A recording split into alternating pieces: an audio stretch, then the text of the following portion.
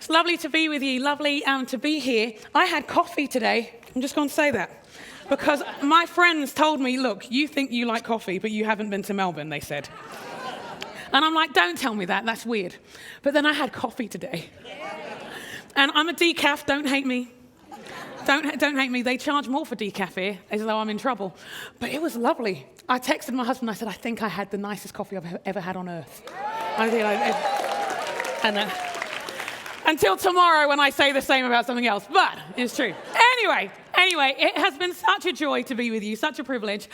Yes, my name is Jo. What else am I meant to tell you? I'm married to a guy called Chris. He's a Brit. He's 5 years younger because why not? It's a wonderful thing.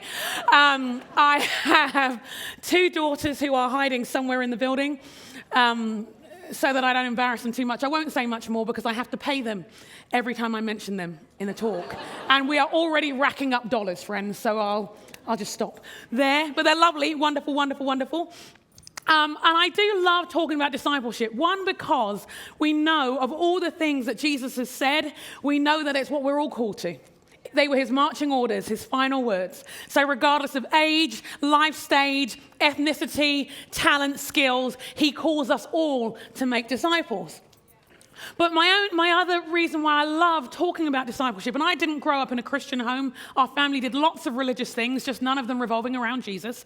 But when I think of my journey of faith and the moments of where it's been amazing and the moments where God has brought me through despair, there have always been people there. And I don't always remember what they say. I don't remember the words, no matter how wonderfully they curated and prepared them in the Lord's presence.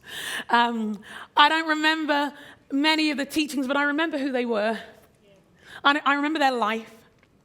I remember seeing Jesus in them and seeing a life I couldn't explain, but the grace of God. I remember when I walked away from the Lord for a while because I was weird. I came back because I realized, and at 18, I remember meeting a woman who was a mentor and friend for many years, and it was her laugh that got me. Because her laugh didn't match her story. Her story had told one of desperate times and desperate brokenness in her family, but her laugh sounded like freedom. I don't know if you've ever met people like that, whose story does not match who they are, and it's because God has been in their life transforming. I wanted to be discipled by her, because if she could get past that and she knew how the Lord did that, I needed to know.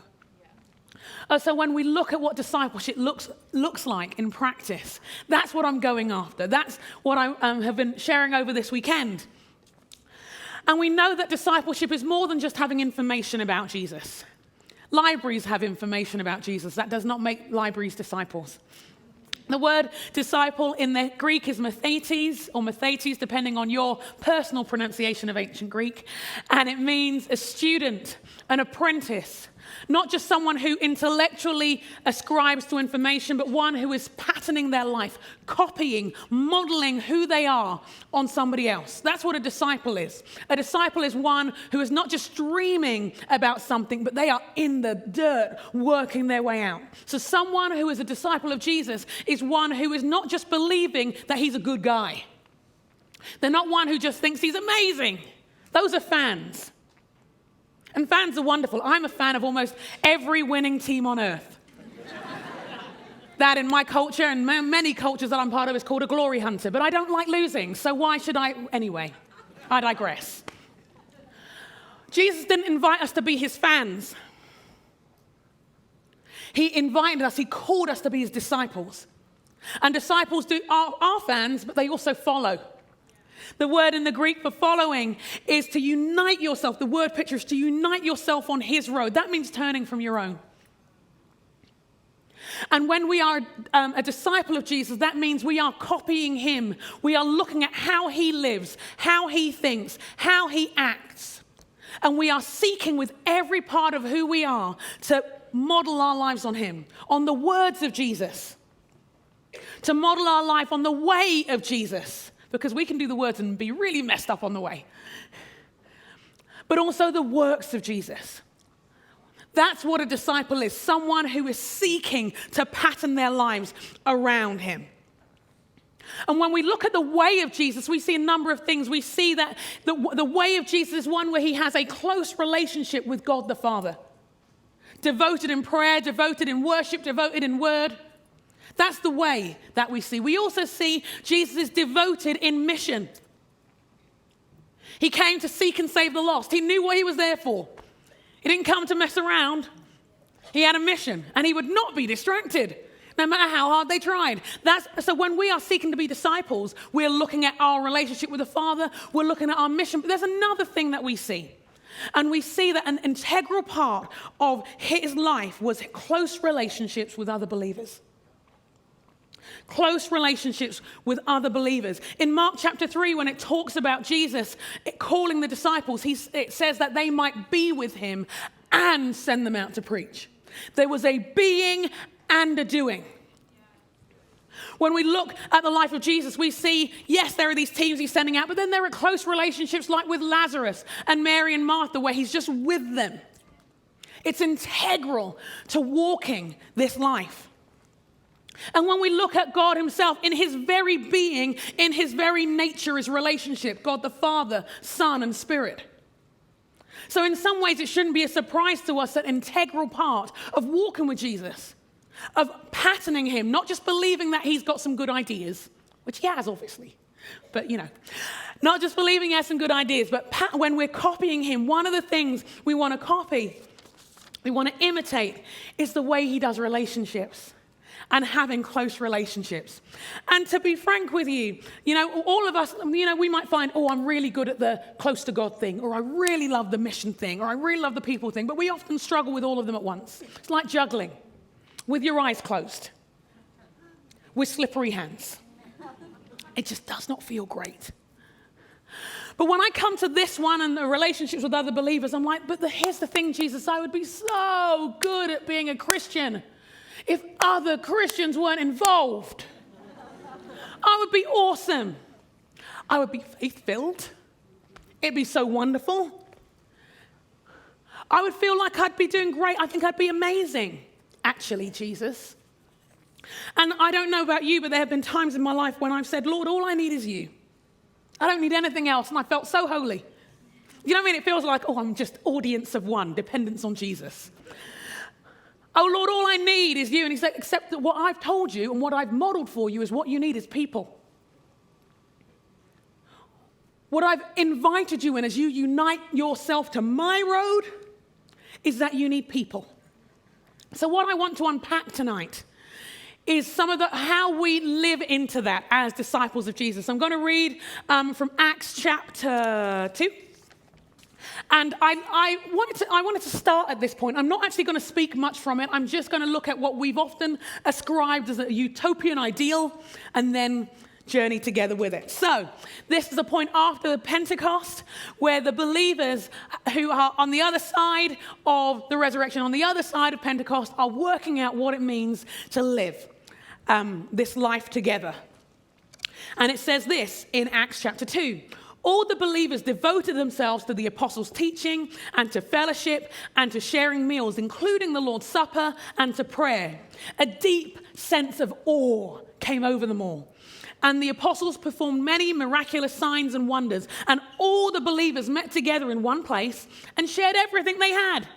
They sold their property and possessions and shared the money with those in need. They worshipped together at the temple each day, met in homes for the Lord's Supper, shared their meals with great joy and generosity, all the while praising God and enjoying the goodwill of the people. And each day, the Lord added to their fellowship those who were being saved. It's wonderful, isn't it? It just sounds like this amazing picture. Whenever I think of the early church and my kind of top passage about them, this is where I go. And the dilemma in my mind is it seems so unattainable, I never even want to think about it other than, isn't that lovely? And what we don't always realize is what they had to get past to be there. We're just, you're just in the afterglow of the resurrection and Pentecost. Of course you get on. But for these people to do life together in the early church as they continue to share the gospel in Judea, into Samaria, and to the ends of the earth, meant that they would always have to be reckoning with how they related one with another. Gentiles were seen as unclean. How do you share the gospel, let alone sit at the table with them? Male and female had strict ways of relating. And the gospel was messing it all up. People had value. Everybody had value now. How did you live that way? We underestimate what they must have got past. But when we look at the Gospels and we look at the disciples, other than the fact they were kind of crazy, they made no sense. So there must have been some transformation that took place. Some way of being which was more than a warm and fuzzy. And what we see when we look at the life of Jesus with his disciples as he's bringing them onwards to this point and beyond, there are a number of features and how Jesus gets them to reckon with their relationships with one another. And that's what I want us to dig into tonight. Yes, as we keep this wonderful goal in mind of this fellowship of people who break bread together, where we'd sell our houses and give the money and not know where it's going. I was reading that and thought, Lord, I'm not sure I would share my iPhone, actually. Okay, it's just me. Clearly you've all done it. People who'd had everything in common. Rather than thinking we've got to achieve it, let's see what Jesus was doing with his disciples. And then, yes, we read the word, but because the word reads our life, let's see how Jesus would like to read us. How are your relationships with other believers? Who are the people you dislike? Struggle with? Are not my type of person. It's not that you hate them or anything, because we know that shows what's actually going on in our hearts. So we just find other ways to describe why we keep them at a distance. How are your relationships with other believers? Are they places of honesty and vulnerability, of building one another up, or are they places of competition and comparison? Anyway, let's go in, shall we? We'll come back to those questions later. Just some things we see in the life of Jesus. Number one, Matthew 18. Matthew 18. And I love this because it's so horribly awkward. And in Matthew 18, Jesus is talking about when people fall out with one another. When? If your brother and sister sins, go and point out their fault just between the two of you. He's talking about family matters.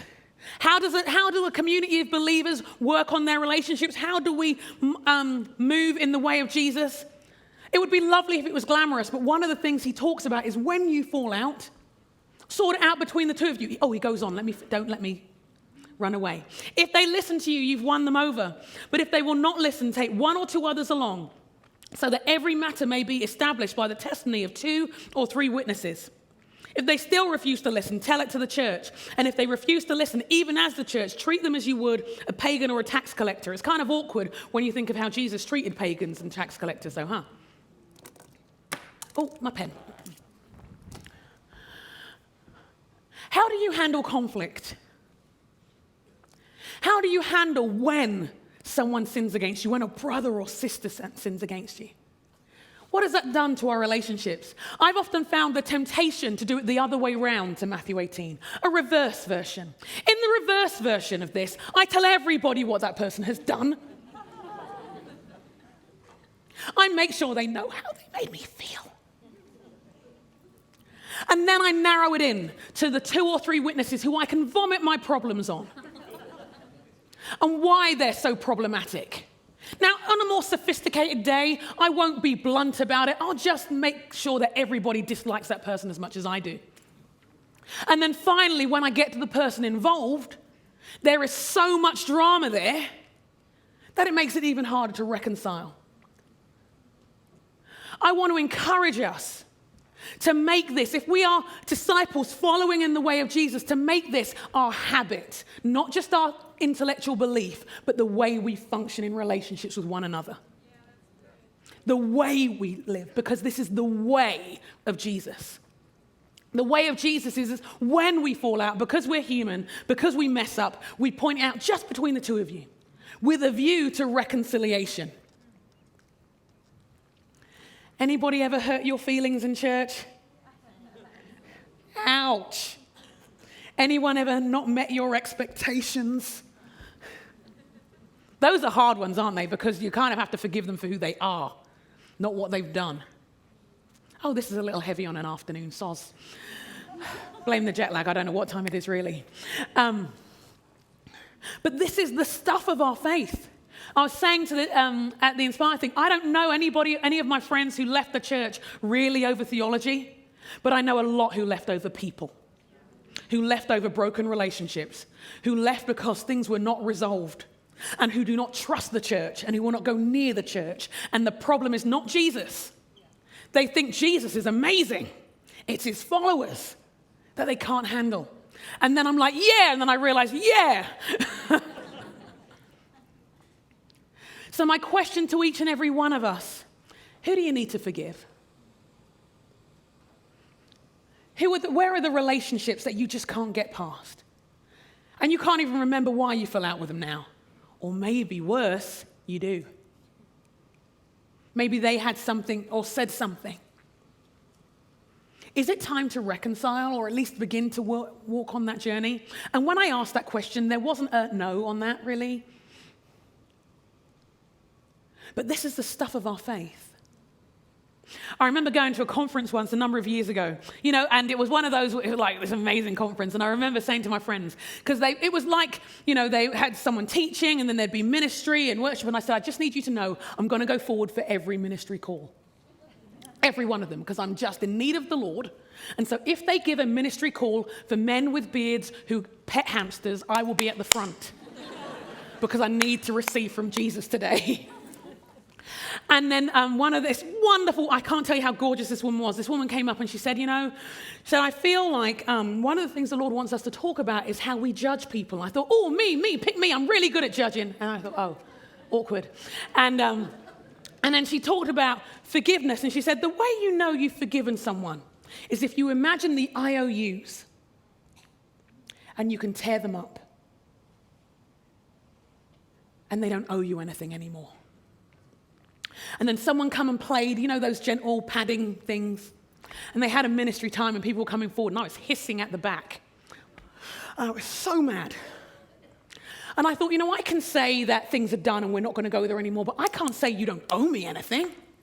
I thought, Lord, we need a conversation. I thought, you want IOUs? Let me start with the IOUs. And I thought of family members and things and people who'd hurt me and wouldn't. And I thought, right, let's start from age 1. I began. But I remember getting to the believers and thinking, you owe me an explanation for why you gossiped about me. You owe me an explanation, young man, as to why you dumped me. You owe me an explanation, other young man, as to why you didn't dump me earlier. You owe me an explanation as to why you hurt my feelings. You said that cutting word, that thing so insensitively. Lord, I can't say they owe me nothing. And then there was this awkward moment in the ministry where this woman gently steps forward again. I wasn't the only person, well, I might have been the only person stamping at the back. Never mind. And it was a leaders' event. We were all stamping together. And she said, the other thing is, sometimes the IOUs relate to you. And I thought, oh, hold on a second. Do you mean other people have IOUs against me too? I said, but Lord, don't you remember how I was really broken that time when I said that horrible thing to that person? And Lord, don't you remember that I have daddy issues? And because I have daddy issues, I treat people weird sometimes. And it's interesting, in my own case, I really wanted mercy. And in someone else's case, I really wanted justice. And it was so tough. There's a reason why the Bible talks about pulling up roots of bitterness and not letting a bitterness become a root that grows up and defiles many, because it can poison us as a family. There we are with amazing vision and wonderful campuses and great things the Lord wants to do, and our bitterness will choke it out if we can't get past our past with each other, even if that past was the drive here. Like there's sometimes me and my husband go to church and we're like, are we good? We're good. Normally by the time we reach communion, it's like, okay, we clearly need to sort something. But if we are going to follow the way of Jesus, since we are committed to following the way of Jesus and the words of Jesus and the works of Jesus, forgiveness is part of it, right? Working out how we do these relationships, working out how we resolve our conflicts, even one with another. And I on one level I can joke and everything, but I know that some of us may have been deeply wounded, deeply wounded by other believers, deeply wounded beyond it. I remember being a mess on the floor before the Lord. And for me that day, my biggest wound was actually my dad. He and I were estranged for all my life. I was going to say many years, and I thought, no, the whole thing. And I remember saying, God, I can't say he doesn't owe me birthdays. He doesn't know my name. I mean, he literally wasn't sure. I can't say he owes me Christmas presents. I can't say he doesn't owe me those. I get he was broken. I get all these things. But I can't say he doesn't owe me them. It's like I'm not important. It's like it was okay that he could abandon our family. I can't say he doesn't owe me, Lord. And I remember the Lord reminding me that the wounds that had been inflicted by people's own brokenness, or in some cases by their own deliberate intent, were so important that he went to the cross for them, that by his wounds we're healed. And we know that for the outside world, but it's also true for our relationships with one another. Who do you need to forgive? Who didn't meet your expectations? Where do you need to let go? In Greek, the word for forgiveness, where in the Lord's Prayer it's like forgive us our debts or whatever, in direct proportion to it is in the Greek, in direct proportion to how we forgive others. And the word for forgiveness there is the word picture of it being so final it's like divorce. It's not like I forgive you today, but I'm going to pick it up tomorrow when I feel like it. But I submit to you, church, and I ask you, in your relationship, as we think of as disciples, where is forgiveness hard? And where would the Lord like to heal? Yeah? Okay, let me move on to the next one, which I would love to pretend is easier. But that would be a lie. So one of the key things we see is Matthew 18 as Jesus disciples his believers. When we get to John 13, we're near the Last Supper. We're at the Last Supper, and it's this weird night. It's Passover, and the city has swelled to about 1 million people, historians estimate. And because everybody's remembering when God brought a great deliverance, and they don't realize the great deliverer is actually in the city. And there's extra livestock, and there's extra stuff and food and all these things. And people are walking through the streets. And because there's extra livestock, there's extra filth and all this stuff on the ground. And so it was customary when you came into someone's house that someone would wash your feet, to wipe off the dirt, to wipe off the dust, to wipe off the filth as you prepared for your meal together. But it was seen as such a lowly task that even a Jewish male slave could refuse to do it. Because who wants to get into somebody's business like that? And so it was reserved for those who were seen as other in society. And so can you imagine Jesus the one who has raised the dead, Jesus the one who has healed the sick, Jesus the one with the incredible insights and teachings, Jesus is the one who gets up. And he wraps a towel around his waist and he gets a bowl of water. And I wonder at what point the disciples realized what Jesus was going to do, because it's unfathomable. It's not just cute. It's not just, Jesus is being interesting. It's borderline low-key offensive that Jesus is identifying with the lowest of the low in this moment. But he fills this bowl of water and then he goes and he begins to wash the feet of every disciple. And he washes away the dirt and he washes away the filth. And we see this picture of this cleansing, redemptive, healing work that the Lord is doing. And he goes one disciple at a time. I think I would have curled my toes.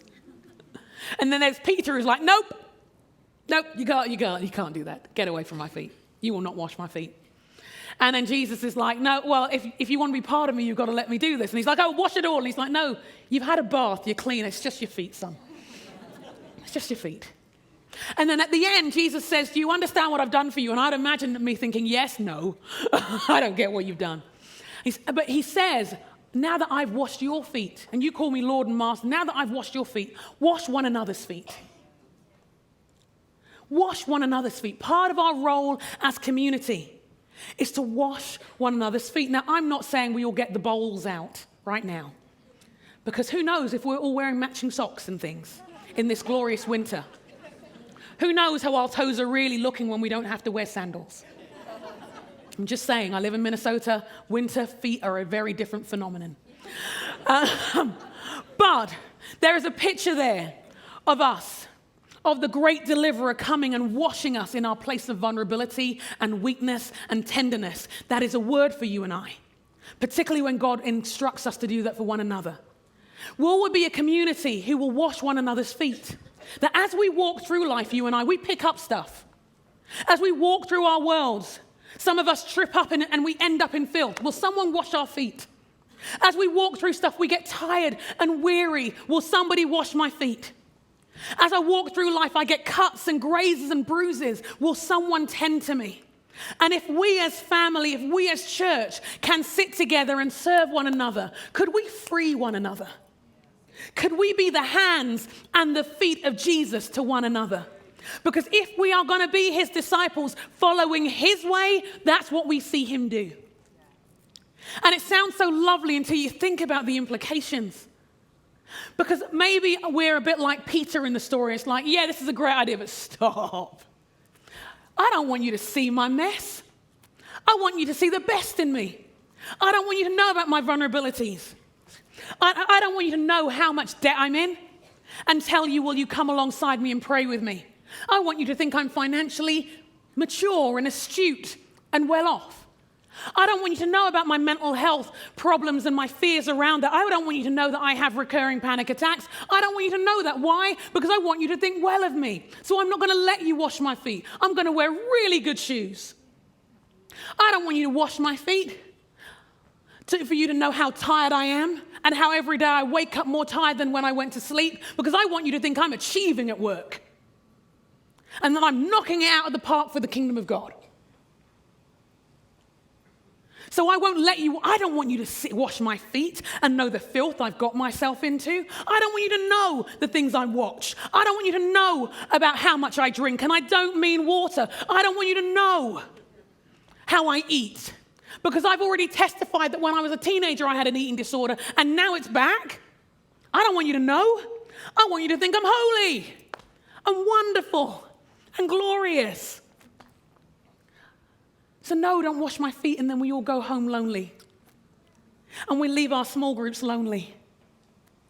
And we carry the burdens and the wounds that we were never, ever, ever designed to carry alone. Ever been there? Because who wants to go first and say, hey, I've got problems? Jesus. The amount of times I've been to meetings when my heart has been burdened that I've never shared, because I didn't want to be a burden to anybody else. Ever been there? Now, if somebody else came and had a burden, you'd be like, come on, let's pray for you. Let's be there for you. We Christians are so good at lying. How are you? I'm fine. I've not slept for 6 years, but I'm fine. How's work? Oh, a little challenging. I hate my boss and I have mind fantasies about how I'm going to end his days, but I'm fine. I'm fine. God is still on his throne. How's your family? We're fine. I'm actually really worried about my son, but I can't tell you because your son looks like Jesus, behaves like Jesus. Your son cast out demons the other day. My son isn't talking, and he hasn't done for 35 days. So I'm just going to tell you I'm fine. We're such liars. Because it's easier to say that than have someone wash feet. But Jesus calls us in the way of life he invites us into to wash one another's feet. And that requires something of us, a vulnerability that we may not do. A vulnerability that may not come naturally. I am the child of immigrants, and I am an immigrant. And in the words of Hamilton, we just get the job done. We get the job done. That's how we roll. You know what it's like. Our parents came to whatever country to be architects for our futures. And we may have hurt and we may have suffered, but we told nobody. Why? Because we had stuff to do. And they may have wept at night, but we'd have never known because they had stuff to get done. And then as we rise, and we may have tough times and struggles, but our job is to get the job done. And vulnerability is not always our greatest strength. It's not always the thing that rolls off the tongue. Immigrant or otherwise, and let's face it, we all are. Immigrant or otherwise. It's not always the We don't always feel safe, and yet we're here as family. This is where we're supposed to feel safe, right? But it doesn't feel like the male thing to do, and it doesn't feel like the Christian woman thing to do, to say about how we're not doing well. And yet the way of Jesus, and I love that God is so kind. These guys are about to desert him. These guys are about to let him down in every way. They're about to be completely AWOL. Except for Peter, who is present and AWOL in other ways. And yet he reaches into their mess to remind them of how they're going to need each other and what he does for them. And I want to invite us to take the masks off and begin to let somebody in your church family see who you really are. To see how life really is. I remember I was in a prayer meeting years ago with a friend, and I remember this was the first moment of breakthrough for me, because it's one thing in some ways talking with a church leader, it's another thing talking with a peer. Maybe it was a competition thing or something, or just plain old, good old insecurity. Jazz hands. And I remember we were praying together, and there was this moment, and at that time I was fasting. Well, I was dieting, but I was fasting. I was calling it. Do you know what I mean? It was maybe it was just me. I was just like, just trying to bring it all in so many ways. And so I would fast, and I got real obsessive about it, and I was scared to eat. And I didn't know how I got there. It was like all my anxieties and fears into this thing, and I knew I just needed to tell somebody, but I didn't want to tell anybody because I felt so ashamed. And so during the prayer time, and she was praying for me, and I was like, Lord, I'm really sorry that I can't eat right now because I'm finding it, I'm really scared, amen. Also, it was like the weirdest prayer, but it was the only way I could get it out into the open. And afterwards she said, why don't you tell me what's going on? And she said, well, we'll meet together every week, and we'll do lunch together, and we'll pray together. And it broke the hold of shame. Where does shame need to be broken for each and every one of us? Where have we felt we've let God down? We've let our families down. We've let our heritage down. We've let everything down. Jesus comes to wash your feet. And Jesus calls each and every one of us as his disciples to wash one another's. To wash one another's. To get past the things. I was going to say one other thing there. Well, how long have I got? 7? Yeah, we'll do. We'll go there. The other thing that I've noticed can often prevent washing one another's feet is when we get competitive with one another. I don't know what competition looks like for you. Like I said, I support teams who win because I don't like losing. But sometimes we don't wash one another's feet, we stamp on them instead. I love your knowing laughter, Melbourne. It's a glorious thing. We stamp on them instead. I remember one time when years ago, and I'll probably end with this bit. I won't go into the other bits. This just seems to be where I felt the Lord wanted us to land. Years ago, I used to be involved in worship teams and stuff, and I felt the Lord tell me to stop singing for a year, and I felt very noble. How weird. And I felt like Lord said, just you and I for a year. And I thought, aren't I good for you, Jesus, that you just want to hear my voice? I didn't say I was healthy. I'm aware of the narcissistic tendencies in that statement, friends. And then church came on the Sunday, and another woman was leading worship, and she was great. Yeah, she was fine. Yeah, it was fine. Glory to God. I was having my private year with Jesus. The next year, she's leading worship, and next Sunday, 7 days on, she's leading worship. And I'm like, she was great. She was doing what was her. I perhaps wouldn't have chosen those songs. But you do you, boo. It's great. The next week, she's leading worship, and I'm like, a little bit sharp in places, if I'm honest. I'm just being real, I'm just being authentic. I'm like, Lord, I'm just, I could do better, really, if I could, if you'd let me in. The next week, I'm like, Lord, tag me in. Tag me in. Lord, let me choose the songs. I will bring people under the spout where the glory of God comes out. Bring it on, Jesus. I'm your woman. It took a while for me to realize why the Lord had benched me for a year.